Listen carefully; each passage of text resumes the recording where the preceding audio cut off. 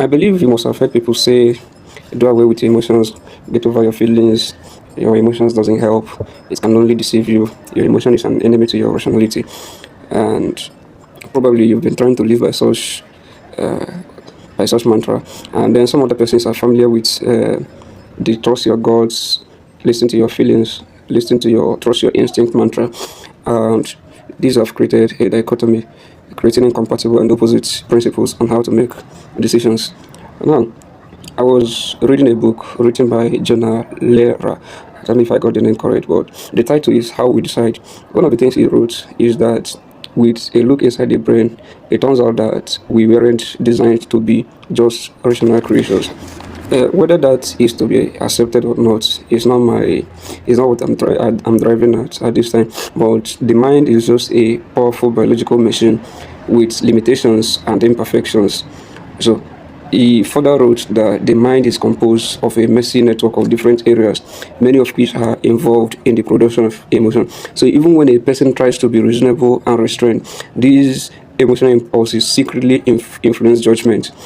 Now, what I want to actually bring out is that intuition or feeling isn't a miraculous cure-all when it comes to decision making. Sometimes feelings can lead us astray and cause us to make all sorts of predictable mistakes. But the simple truth of the matter is that making good decisions requires us to use both sides of our mind. The both sides of our mind being our rational mind and our irrational mind. Our irrational mind being the emotional side of our mind.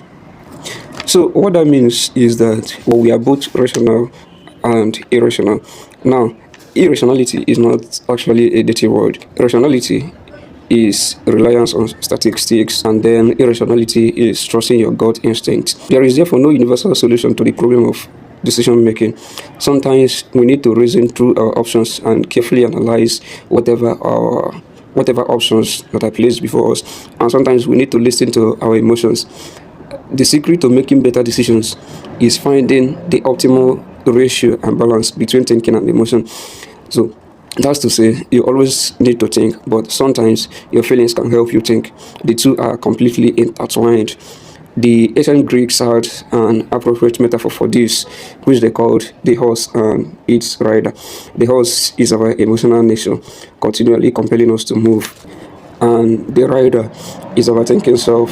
So this horse has tremendous energy and power, but without a rider, it cannot be guided properly because the horse is wild, subject to predators, and will continuously head towards trouble. So through training